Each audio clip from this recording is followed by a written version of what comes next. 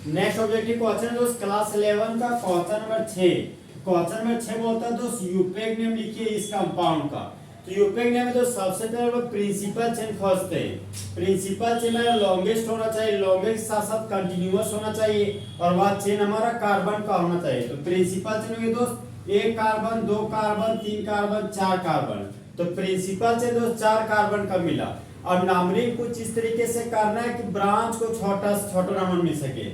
Right side से numbering किए दोस्तों, एक नंबर, दो नंबर, तीन नंबर, दो नंबर और तीन नंबर पर ब्रांच है। फिर बाएं से दाएं करें नंबरिंग, एक नंबर, दो नंबर, तीन नंबर। एक दो पर ब्रांच है, एक मेरा तीन पर ब्रांच है।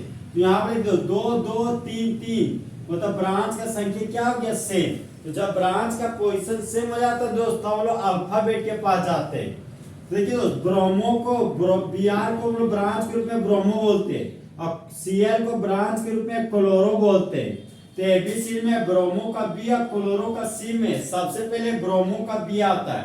अब नंबरिंग कुछ इस तरीके से करना दोस्त कि ब्रोमो को छोटा नंबर मिल सके। बाएं से नंबरिंग किए तो दो नंबर पर ब्रोमो है, दाएं से किए तो एक नंबर, दो नंबर, तीन नंबर पर ब्रोमो है। तो हमको दो नंबर पे ब्रोमो, दो पर जो नंबर मिला हुआ मेरा छोटा नंबर है। तो नंबरिंग हम दोस्त बायां से दायां करेंगे। तो प्रिंसिपल चेन होगी एक कार्बन, दो कार्बन, तीन कार्बन, चार कार्बन। तो यूपेक नेम में दोस्त सबसे पहले हम लोग ब्रांच का नाम लिखते हैं। तो ब्रांच के रूप में दोस्त ब्रांच का नाम अल्फाबेटिकली लिखते हैं। तो 2 ब्रोमो 3 क्लोरो, ब्रांच के रूप में लिखते हैं दोस्त 2 ब्रोमो 3 क्लोरो।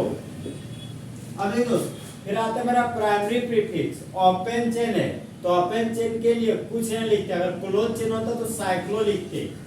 चार कार्बन के लिए रूट वर्ड हो गया मेरा ब्यूट, तो यहाँ पर ब्यूट लिख दिए दोस्त। प्राइमरी सफिक्स के रूप में कार्बन कार्बन के भी सिंगल बॉन्ड है, तो प्राइमरी सफिक्स के रूप में दोस्त एन लिखेंगे, यहाँ पर लिख दिए एन। नंबर और अल्फाबेट है तो हाइफन लगा दिए, अल्फाबेट नंबर है हाइफन लगा दिए, नंबर और अल्फाबेट है तो हाइफन लगा दिए। तो इस कंपाउंड का यूपेक नेम हो गया दोस्त आपका 2 bromo 3 chloro butane.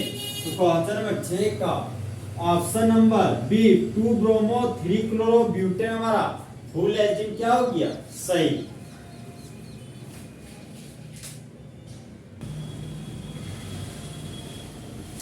Next objective question दोस्त आपका क्वेश्चन नंबर 8। तो क्वेश्चन नंबर 8 बोलता है यूपेक नेम लिखिए इस कंपाउंड का। अब देखिए दोस्त, डबल बॉन्ड जुड़ा हुआ carbon single carbon, double bond जुड़ा हुआ कार्बन सिंगल कार्बन।